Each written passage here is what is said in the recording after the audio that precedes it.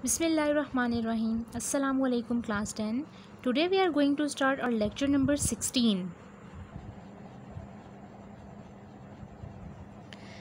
Lecture 16 Antibiotics and Vaccines page 155. Antibiotics क्या है और वैक्सीन्स क्या है ये आज हमने डिटेल में देखना है। एंटीबायोटिक्स के बारे में हम पहले पढ़ चुके हैं। डेफिनेशन देख लेते हैं। Drugs that kill the bacteria and slow the growth of bacteria. वो तमाम दवाएं या तो जो बैक्टीरिया को बिल्कुल ख़त्म कर देती हैं, सिरे से ही किल कर देती हैं, या फिर वो बैक्टीरिया की ग्रोथ को स्टॉप कर देती हैं या स्लो कर देती हैं ताकि हमें नुकसान ना पहुँचे, हमारी बॉडी को नुकसान ना पहुँचे, उनको एंटीबायोटिक्स कहते हैं। और एंटीबायोटिक्स माइक्रो ऑर्गेनिजम्स यानी कुछ बैक्टीरिया वगैरह होते हैं जिनसे प्रोड्यूस्ड की जाती हैं। ये आपके पास बेसिकली एंटीबायोटिक्स की जो है वो कुछ टाइप्स बताई गई हैं। Bactericidal antibiotics, bacteriostatic antibiotics, broad spectrum antibiotics, narrow spectrum antibiotics. इस तरह फ्लोशीट डायग्राम में बनाने का मकसद सिर्फ इतना है ताकि आपको ये यहीं पे याद हो जाएं। बैक्टीरिसिडल या साइडल एंटीबायोटिक्स कौन सी होती हैं? वो तमाम एंटीबायोटिक जो कि बैक्टीरिया को मार दें। बैक्टीरिसाइडल मीन्स सुसाइड कर देना, यानी मार दें, किल कर दें।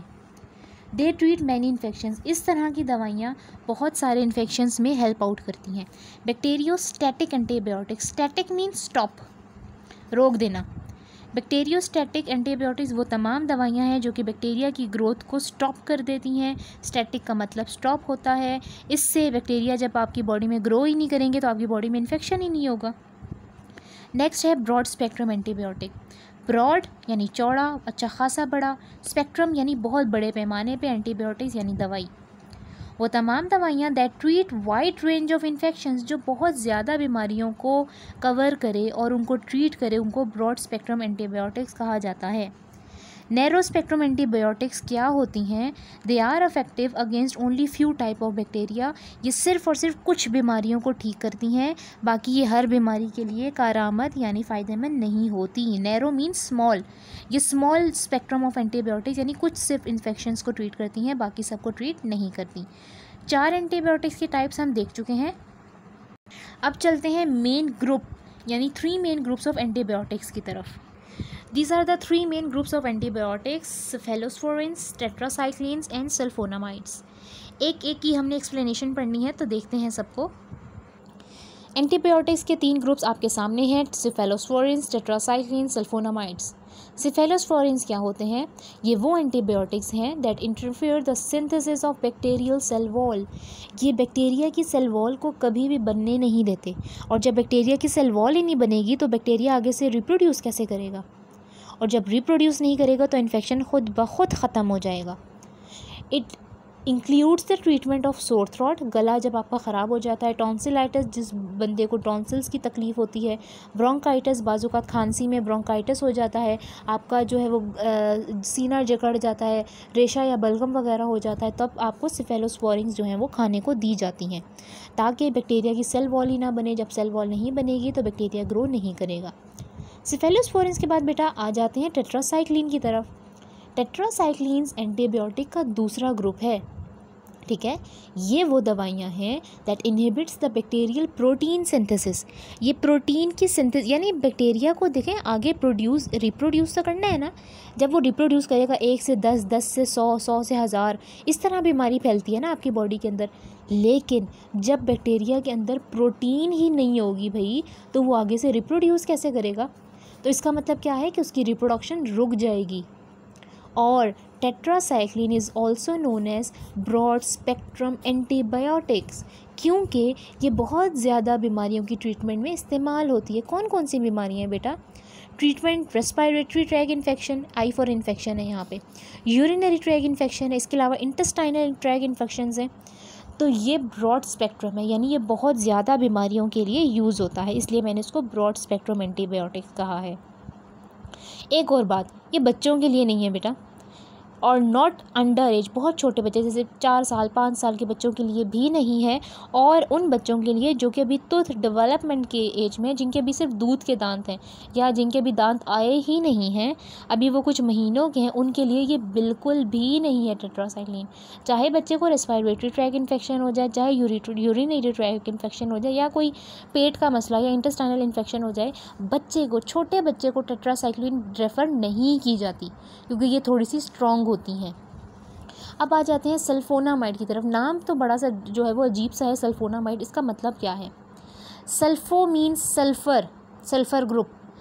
This synthetic antibiotics contain sulphonamide group. इसके अंदर सल्फोनामाइड एक केमिस्ट्री का एक ग्रुप है जो कि इसके अंदर पूरे का पूरा मौजूद होता है, इसीलिए इसे सल्फोनामाइड ग्रुप कहा जाता है, और ये भी आपके पास ब्रॉड स्पेक्ट्रम एंटीबायोटिक्स है। अब इस वक्त मैंने आपको पास एंटीबायोटिक्स के ग्रुप पढ़ाए हैं, जिसमें से आपको बता दिया है कि 2 अच्छे खासे ब्रॉड स्पेक्ट्रम है, टेट्रासाइक्लिन और सल्फोनामाइड्स। ये बहुत सारी बीमारियों के ठीक करने में काम आते हैं, जबकि सेफेलोस्पोरिन सिर्फ कुछ चंद बीमारियों के ठीक होने में काम आती हैं, जो कि आपके सामने मौजूद हैं। नेक्स्ट पार्ट की तरफ चलते हैं, antibiotics resistance. Antibiotic resistance basically क्या होता है कि बाज़ औक़ात ऐसा होता है कि एक इंसान इस तरह हो जाता है कि ज़रा सी बीमारी आई, फ़ौरन से ख़ुद ब खुद डॉक्टर की प्रिस्क्रिप्शन के बगैर दवाइयाँ खाना शुरू कर देते हैं। बैक्टीरिया आपकी बॉडी के अंदर मौजूद होते हैं, वो उन दवाइयों से मर तो जाते हैं, लेकिन बाज़ औक़ात वो बैक्टीरिया, आप हद से ज़्यादा दवाइयाँ ले रहे हैं, वो रेजिस्टेंट हो जाते हैं, उनको फ़र्क पड़ना ही छोड़ देते हैं। वो जिसे कहते हैं ना ढीठ हो जाते हैं, वो ढीठ बन जाते हैं, वो रेजिस्टेंट बन जाते हैं। और इन्वायरमेंट बॉडी का चेंज होने के साथ साथ वो भी चेंज होते रहते हैं, तो उसको एंटीबायोटिक रेजिस्टेंस कहते हैं। कि अब आप दवाइयाँ ले भी लेंगे, आप बीमार हैं, असल में शदीद बीमार हैं, डॉक्टर ने आपको दवाई दी है, आपने डॉक्टर के प्रिस्क्रिप्शन के मुताबिक दवाई ली है, लेकिन अब आपकी बॉडी पे वो अफेक्ट करना छोड़ चुकी है, क्योंकि आपने अपनी बॉडी को दवाइयों का इतना आदी बना लिया है कि आपकी बॉडी में जितने बैक्टीरिया मौजूद हैं वो आपकी इन दवाइयों के आदी हो चुके हैं। अब आप उनको दवाई दे भी दोगे, उनको कोई फ़र्क नहीं पड़ेगा, तो वो ढीठ बन चुके हैं, यानी रेजिस्टेंट बन चुके हैं, जिसको हम एंटीबायोटिक रेजिस्टेंट कहते हैं। किस तरह वो रेजिस्टेंस होते हैं? वो स्टॉप कर लेते हैं इंटरनल मैकेनिज़्म को, जीन ट्रांसफ़र कर देते हैं, या फिर एफिकेसी जो है वो दिखा देते हैं। ये बेसिकली क्या चीज़ है, ये सारी डिटेल में आपको मैं समझाती हूँ। स्टॉपेज बाय इंटरनल रेजिस्टेंस क्या है बेटा? इंटरनल मैकेनिज़्म जो है आपका स्टॉप कर देते हैं एंटीबायोटिक रेजिस्टेंस, यानी आपकी अपनी अंदर की बॉडी, आपका मैकेनिज़्म, आपका बॉडी का मैकेनिज़्म खुद एंटीबायोटिक्स को रेजिस्ट करता है, रोक देता है, भाई तुमने काम नहीं करना, क्योंकि आपकी बॉडी इसकी आदी है, उसको पता है अब ये चीज़ आएगी थोड़ी देर बाद ख़त्म हो जाएगी, वो आदी हो चुका है। Gene transfer to other bacteria during growth. अब आपकी बॉडी आदी हो चुकी है, आपकी बॉडी में वो जीन्स डेवलप हो चुकी हैं कि इस दवाई से हमें कोई फ़र्क नहीं पड़ना। ये जीन जब एक बैक्टीरिया आगे जाकर 2 में, और 2 आगे से जाकर 4 में, और 4 से 8, 8 से 12, इस तरह ये आगे डिवाइड होता रहेगा, तो बेसिकली क्या होगा, ये जीन हर किसी में ट्रांसफ़र होती जाएगी कि दवाई से कोई फ़र्क नहीं पड़ता, दवाई से कोई फ़र्क नहीं पड़ता, दवाई से कोई फ़र्क नहीं पड़ता, तो रेजिस्टेंस इंक्रीज़ होती जाएगी। तो इसी तरह जीन आगे आगे बैक्टीरिया में ट्रांसफ़र होती जाएगी। एफिकेसी क्या चीज़ है? Use in disease in which they have no efficacy.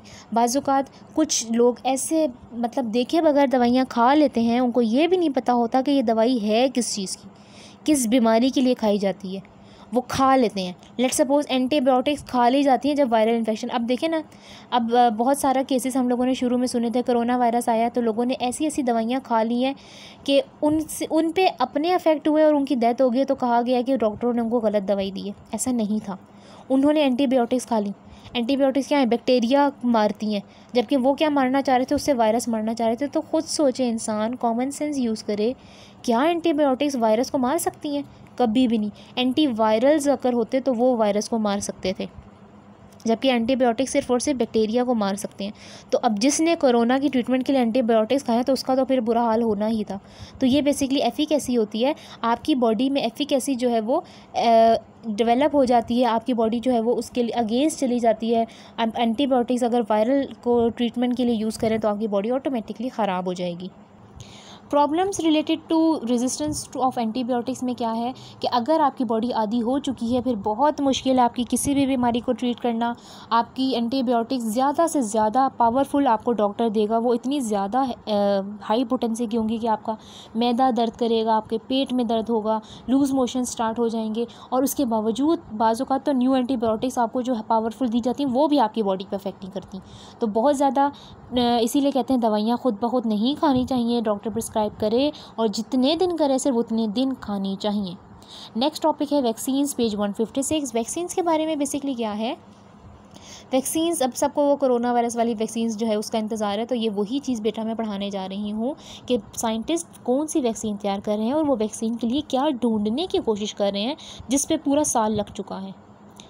बेटा डेफिनेशन की तरफ आओ। It is a material which contain weekend या किल्ड पैथोजेंस। ये वो चीज़ है जिसके अंदर या तो कमज़ोर या मरे हुए पैथोजेंस यूज़ किए जाते हैं। पैथोजेंस क्या होते हैं, जो कि डिजीज़ कॉज करते हैं, ठीक है।